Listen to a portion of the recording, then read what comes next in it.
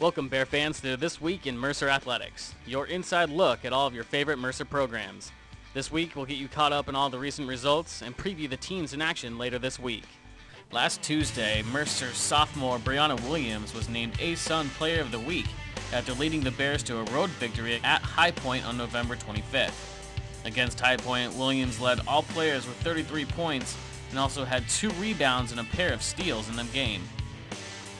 Well, Bree was freshman of the year last year, and she had a breakout game. She hadn't played that well until the High Point game, and then she had 33 points. So it was probably a given that she was going to get Player of the Week. And we just hope that she continues working and playing that hard so she can continue helping us out and help us win games. On the court, the team split a pair of conference matchups this week, falling first at Lipscomb 80-70 before rebounding to beat Belmont on the road 64-61. Freshman Precious Bridges averaged 19 points on the week, while junior Raven Buchanan tallied 25 points and 18 rebounds in the 2 games. Well, Thursday we played Lipscomb, and I was really disappointed with our overall team effort. Unfortunately, the first conference game of the year, you think they're going to be excited, play as hard as they can, and we simply didn't have players that stepped up. We took 81 shots.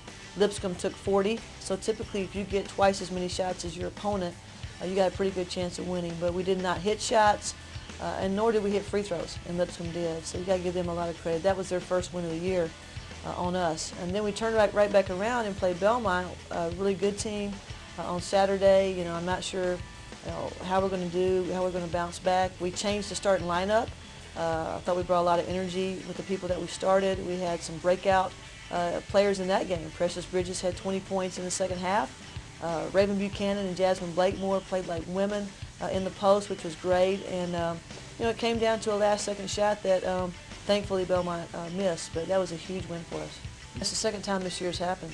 We played really poorly at Wake Forest, and then 2 days later we beat High Point. So the inconsistency with this team right now is a concern. I'm not sure that there's a magic formula. I hope that we don't have to continue to deal with this scenario.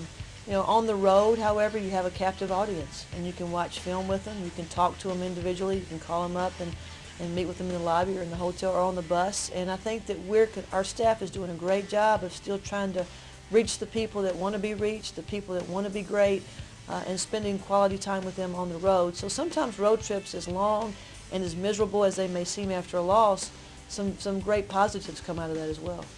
This week, the team plays host to number 14 Georgia on Tuesday night at the University Center.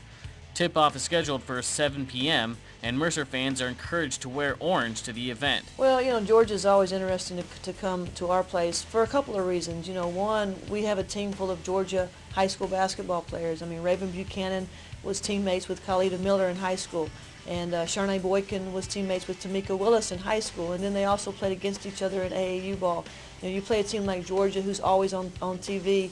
Our players know them by name, not by number. So there's a familiarity with that as well. And then the obvious side note is that I played for Coach Landers at Georgia a couple of years back, and people make a big deal about that, but I've also played against him many times in my coaching career. So the main focus we're going to have is for our players to have a unique competition, but also try to introduce, not so much introduce, but bring women's basketball to Middle Georgia, whether they're Lady Bulldog fans, Mercer fans, but it's going to be great for our state to have this kind of a interstate competition. Well, the game is Tuesday night, December 6th, 7 p.m. If you wear orange, you get in free. So maybe some of those Bulldog fans that want to wear red and black, they might need to put an orange jacket on and get in free, or pay $5, whatever they want to do. But I think it's going to be a great atmosphere. We've got a lot of promotions going on out there.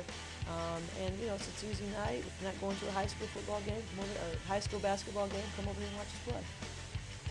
Fans wearing orange will earn free admittance to Tuesday night's Orange Out game.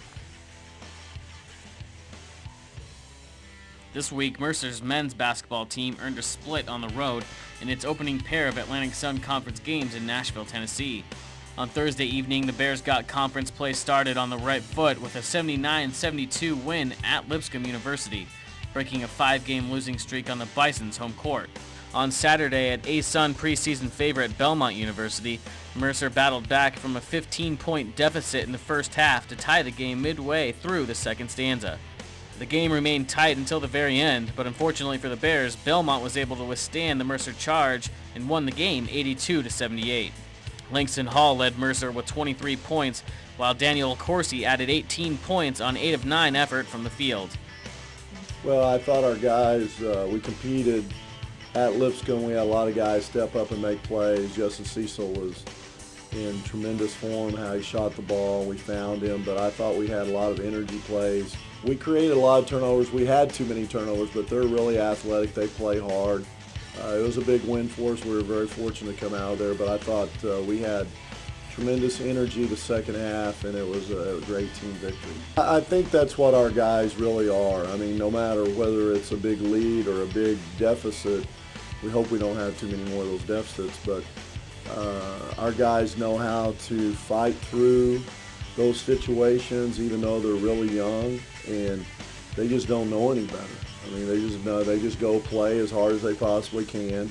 And I think because of the way we're playing defense, we're always going to have a chance to get back in games. And Belmont's a tremendous team, as usual. Great coach, team. They know how to play, but I thought our guys went toe-to-toe second half, beat them the second half, had opportunities to win the game. We just got to find a way to win that game. I mean, and that's the next step. You know, we talked about for a while, I have for about 6 months now, that, you know, we've been knocking at the door for 3 years. We got to knock the door in, and we got to find a way to get that done. The great thing is we had 1 win on the road. We'd like to got 2. We're the only team in the league right now that has a road victory. So, you know, that's a great thing. This week, Mercer will play a pair of non-conference games, both home and away. The Bears first travel to Samford University on Wednesday night before returning home to face UT Chattanooga on Saturday at 7 p.m. in the University Center. Well, Samford, Coach Tillett does a tremendous job. They run a lot of special things. They run a Princeton style where they spread you out, they'll back cut you. If you're not certain about what they're doing, you can get really sliced up fast. So they're one of those teams that you've got to take away some of their offensive stuff. They do a great job of using defensive principles against themselves. That's what they basically run their whole offense against. So we've got to be ready for that and understand what they're trying to accomplish. And Saturday night we play a rare Saturday night, 7 o'clock tip. I think we'll have a huge student crowd here. Hopefully they'll all be here studying for finals and have not gone home yet. And we can pack this place out against Chattanooga, who's athletic as all get out. They do a tremendous job with their staff of running different sets that fit their personnel really well, and they guard you everywhere. So 2 completely different types of games. The first one will be a little probably more low scoring, and the second one probably be more high scoring. But we really need to find a way to get through both of them because this is a huge week for us. Mercer baseball head coach Craig Gibson announced that current Atlanta Braves third baseman Chipper Jones will serve as the featured guest speaker in the 4th annual First Pitch Classic on February 7, 2012. The event serves as a kickoff to the Mercer baseball team's 2012 season and will be held at the University Center. Dinner begins at 7 p.m. on the main arena floor, preceded by an autograph session in the President's dining room starting at 6 p.m. Jones is the 3rd member of the Atlanta Braves that has spoken at the event, joining former Braves outfielder Jeff Francoeur in 2009 and former Braves hurler John Smoltz in 2010.